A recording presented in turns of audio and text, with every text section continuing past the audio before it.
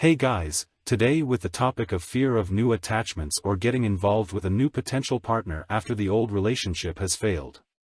I experience it again and again, and of course I know it from my own experience that you have to gather yourself internally after a breakup first again. During this time you can try as much as you want, you might not be able to get involved with new people yet. At least not as fully as you were used to in the past. I have tried this many times in the past. Quasi after the breakup was presented by the ex to replace her directly. And in retrospect I can say, if you were separated, every person is their own bit different on it, but if you are with the separation itself longer than 2 weeks lousy, then you should be glad about the share of respect you now have before a new attachment. Because it goes wrong. You are not fully available for others at this moment. You think there is a free space again, but in reality you have to process and find yourself first. Because usually in such a bad breakup you have lost yourself and your self-esteem is at the bottom. Now if you think about what kind of people you attract with such self-worth, how smart would it be to let them into your life? How many red flags would you ignore just to be able to feel happiness again, and how far could you get involved with these people if you still dream about your ex every night and try to maintain the connection by checking your WhatsApp online status? You can't expect to meet the dream girl at such a moment and be able to convince her of you. You may be telling yourself that, but in this case it's about the fear you have of ever making such a commitment again. And this is normal to a certain extent. Everyone in your situation feels that this person was the one they can never reach again. Is that the truth? Of course not, you can reach that one and better. Fast forward a year, don't just sit in a quiet room and mourn her, you will confirm this to yourself. Depending on how far you have come with sweeping up your pile of broken pieces and rebuilding yourselves even with absolute certainty. But what you are feeling at this moment is your destroyed self-worth that will not allow you to feel otherwise. At this moment it is appropriate and a phase you have to go through, and in my opinion you should go through.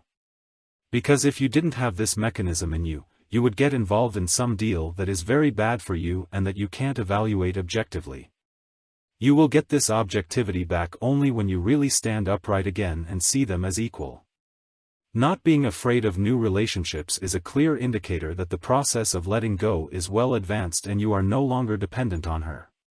But for many, it's also something that doesn't just happen on its own. You can build yourself up as much as you want, it is not directly saying that you are making progress on this front.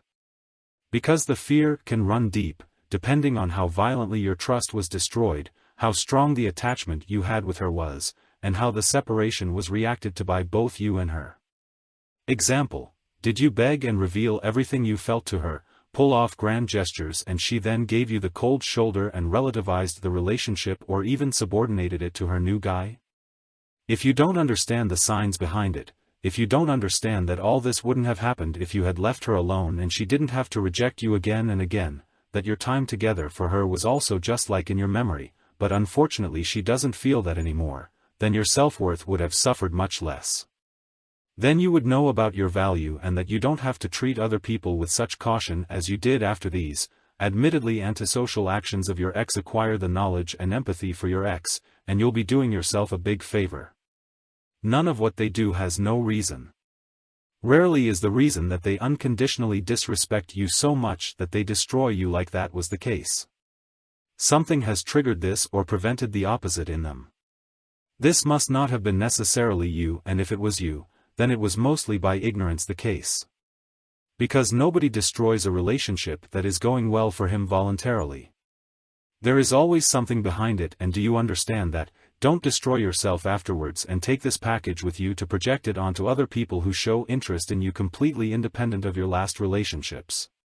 You do not need to be afraid of new people. You need to check them out like you should have checked out your ex. And no questionnaire or badly acted tests, pickup techniques or anything along those lines. Honest conversations and paying attention to their behavior towards you is enough if you have set your frame and can keep it. If something doesn't suit you, no one is forcing you to go in with that person anymore, and you can continue to live your life as you always have.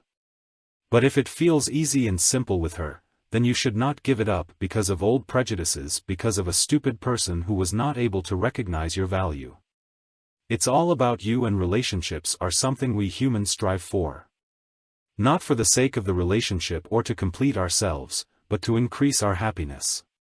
And are we past the point where we can say of ourselves that we're doing well and we're not thinking about them constantly, where we've whipped our various aspects of life into shape and expanded them and finally feel some happiness, then you can think about leaving your comfort zone and maybe going in that direction again for a bit. This can result in an enormous ego boost or show you that you are not ready yet. But you don't lose anything by doing this, as long as you don't throw yourself head over heels into a new relationship without checking it out. The problem I see is people who directly tell you to find someone new or start dating again. They are not in your situation, and it is two different situations, if you are still down for months and hanging on to your ex, or if you are able to go out again after 2 weeks and maybe meet a woman or two. The latter is not possible in this state. Keyword self-worth. And by statements like, "This is the only way," makes thinking about yourself even worse, because you think you are not normal. But it would be inhuman to be hit like that and to be directly emotionally available for everyone. Or maybe it will be possible for you in the future after your first really hard separation, that through your newly acquired knowledge and your self-acquired status in life a separation will not be so hard for you anymore. The possibility exists. But I would not bet on it.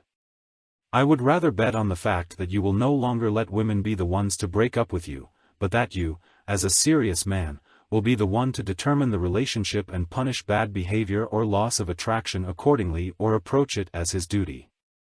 Maintaining the attraction is the man's duty in my eyes, and you can tell me what you want.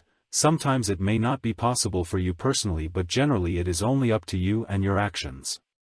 That's how it works, and you can complain about it or use it to your advantage. The sooner you do the latter, the sooner you will also realize that it is all up to you. Both whether you let good women into your life and whether you can trust them and engage with them. This is an inner conflict within you that you simply don't have to have after a certain point. Take care and see you in the next video.